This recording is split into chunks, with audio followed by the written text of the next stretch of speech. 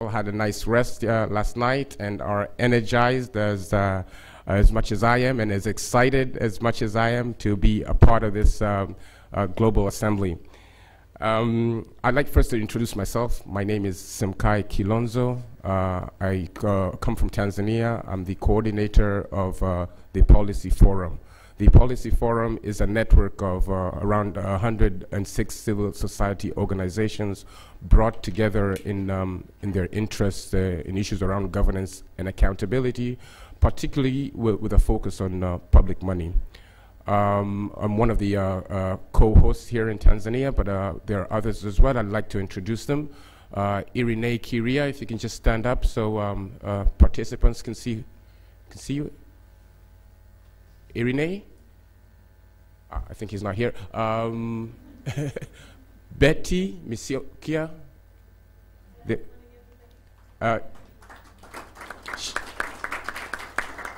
She's from an organization called Haki Elimu, which works on education rights. It literally means rights for education. And they also do work in budget work in the education sector. Sikika, I was trying to find where he was, Irene, but he comes from an organization that works on, does budget work in the health sector. Sikika literally means to be heard in Swahili. So I'd like to start by giving a little bit of context, by explaining a little bit of budget work that our organizations at Policy Forum and its members do. The environment here with regards to budget work for civil society organizations is quite challenging, not least because of the problem with access to information. I'm sure it has resonance in some of your countries as well.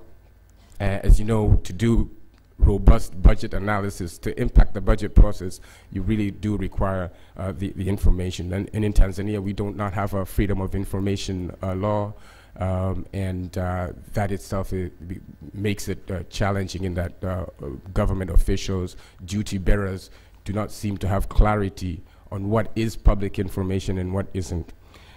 These spaces for engagement have been increasing to interface with government, so that's good, but still the attitude amongst duty bearers is that we'll do the work for you. We don't need any comments, and when we do, we'll let you know. The capacity for civil society organizations as well in Tanzania to do robust analysis is challenging. It's been growing over the years, but still a lot needs to be done. There seems to be an information and knowledge asymmetry between what civil society organization actors on one hand and the donors and the government on the other. And this asymmetry is also quite apparent within our legislature when you compare it to what the government has in terms of information. So it kind of hampers the ability of the legislature to play their oversight role as required. But we've made a few strides, I'd say, in the last 8 years here in Tanzania. The engagement process spaces, as I said, have been opening up. We have our dialogue structure under the aid architecture here in Tanzania, whereby civil society organizations are allowed to attend and give their input into the budget process. There are other spaces as well outside the dialogue structure in for example, the EITI process here, the Extractive Industries Transparency Initiative. Multi-stakeholder group has been formed, and it gives spaces for civil society organizations to engage not just with the government, but with mining companies as well. And over the years, the last 8 years, I say gradually we're having a little strength. We feel that we're gaining legitimacy and effectiveness in impacting the budget processes decisions and as well as budget outcomes. We've gotten a better understanding of public resource management processes.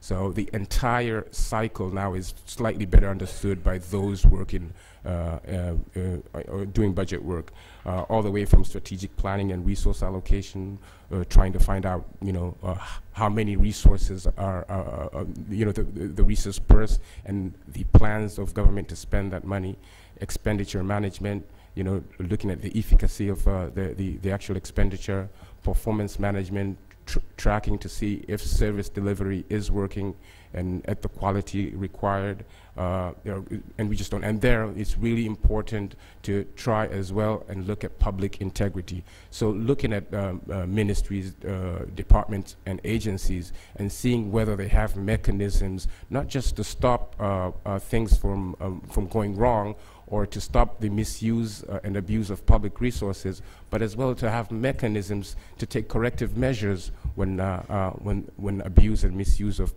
public resources occurs.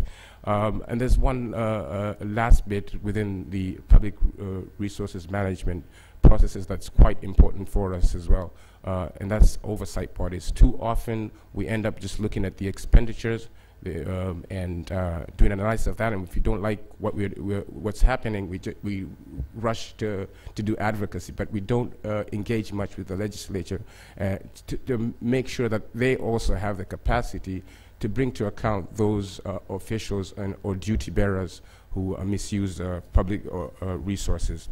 So really quickly, I'd like to say a lot can be done, and we are passionate about moving forward. Although we've achieved a little bit of progress, we think the progress is not only uneven across different levels of government, but it's not as consistent as we would like to. So sometimes we feel we are making 2 steps ahead and another step backwards. Sometimes it just could be because a deputy principal secretary has been transferred to another ministry. Then you're having to deal with a new individual who doesn't understand where the civil society actors are coming from. This, I believe, also resonates with a lot of our other colleagues across the world doing budget work. And so for us, it does make sense, a lot of sense, to work at the global level so that we can exchange views. We can do a lot of cross-learning and also together as a movement agree on global common values. You have a global identity with regards to budget transparency, accountability, and participation. Now, before I hand over to Warren, I'd just like briefly to say that there is a steering committee that worked towards us getting this assembly, the first assembly, started, and I'd like to introduce them. Before I'm told that Irene has arrived, Irene from Sikika, if you could just stand up. You're looking sharp, thanks. Yeah, so if I can just introduce the steering committee members. It's an interim steering committee, but nonetheless, on my left is Anton Artemiev from the Soros Foundation. They work on governance in issues in Kazakhstan. And Subrat Das, if you can just raise your hand or stand up. He's from the Center of Budget, Governance and Accountability, and he comes from India. Paul Divakar, and he comes from the National Campaign for Dalit Human Rights in India. Ari Nurman from Indonesia. And then there's Natlan Dovu, working on the Center for Economic Governance and AIDS in Africa, from South Africa. Okay, and there's Abraham Jamba Sambawa Shako. Very interesting name, welcome very much. He works on issues around democracy from the Democratic Republic of Congo. And there's the wonderful and lovely Katarina Ott, from the Institute for Public Finance in Croatia. And then there's Rocio Moreno from Fundar in Mexico. They work on governance and human rights as well.